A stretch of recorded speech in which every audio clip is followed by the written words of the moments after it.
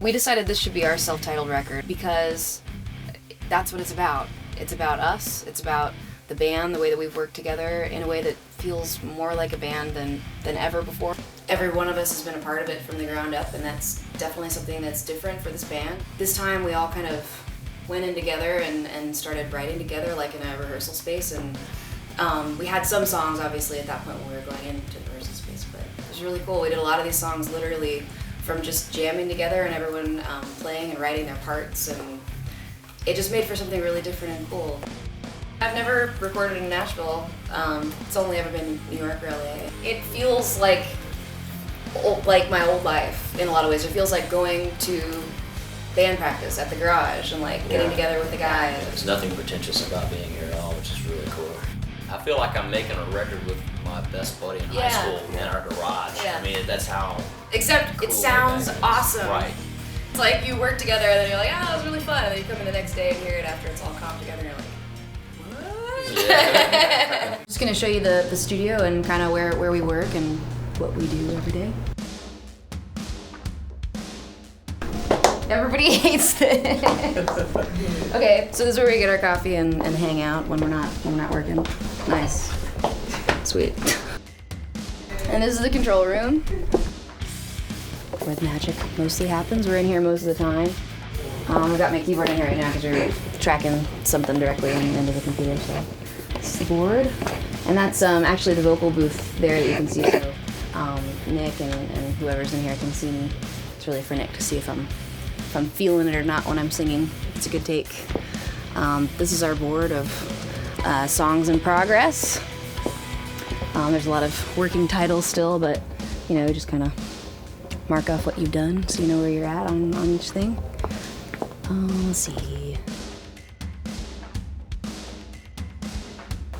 Super reverby room. Woo! And this is the live room where it's kind of always in chaos. We did the drums right here. There was another piano here too where I did most of the pianos. But I still use this piano to come in here and warm up my voice every day. So this is the vocal booth. So I guess that's basically everything. That's our whole private lair of studio, and that's it. So I'm gonna get back to work now. See you guys later.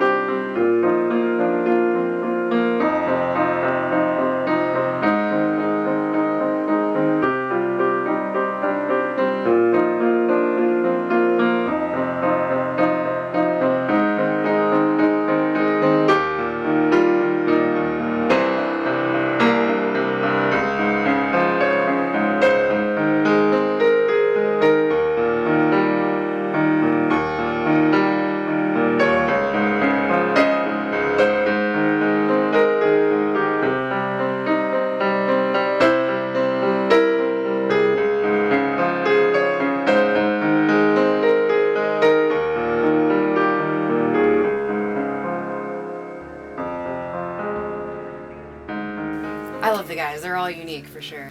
Will is the best drummer. He is so good. We all were in here when he was tracking the drums, just sitting here on the couch facing the live room and just watching him and getting so excited. It's amazing. I'm really proud of this record. It's all pretty much recognized when there's something special. I think he and Tim especially work really, really well together. I love Tim. I said before, Tim's my roommate. I will always be.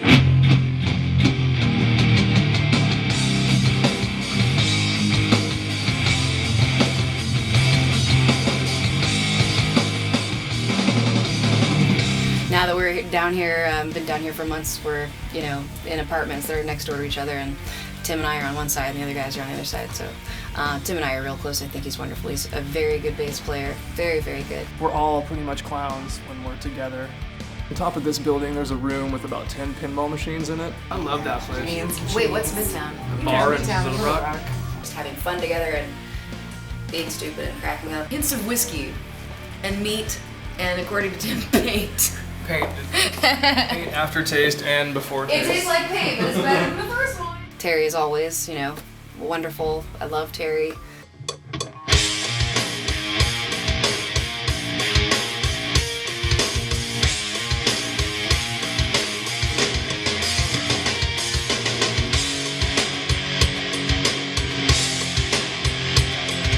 We have an older special bond.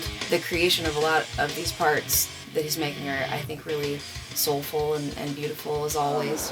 It's definitely a natural progression forward for the sound of Evanescence. And Troy is wonderful, he definitely brings something wonderful to the table. He's a great dude, he's one of my favorite people, and he's an incredible guitar player.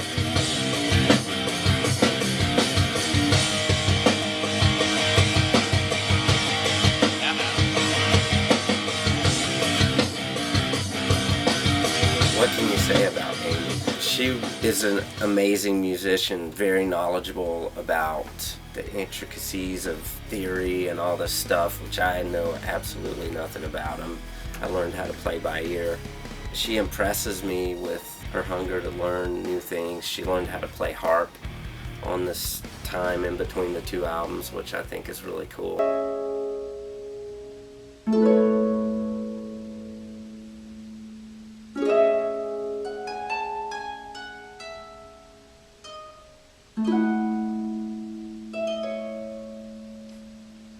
I think she's always expanding musically.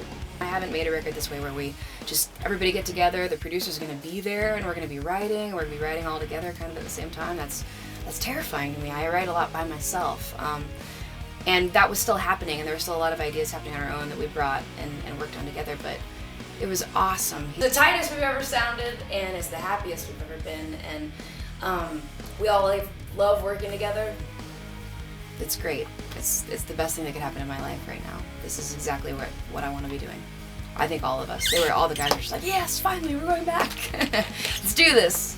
In all real honesty, this is the strongest lineup we've ever had. I think there's some songs on this album that particularly lend themselves to being live and high energy because there's just a lot of bounce to it. Oh yeah. So I can see playing festivals over in Europe and South America and places like that. I think that we're going to see a lot more movement in the crowd. We're going to see the sea of people just bouncing. Where we've ended up is, I think, a really beautiful place. It's a great blend of, it's new, it's definitely a new sound, but it really is Evanescence and all the ways that we love Evanescence. It's Evanescence 2011. I think the fans are going to love it.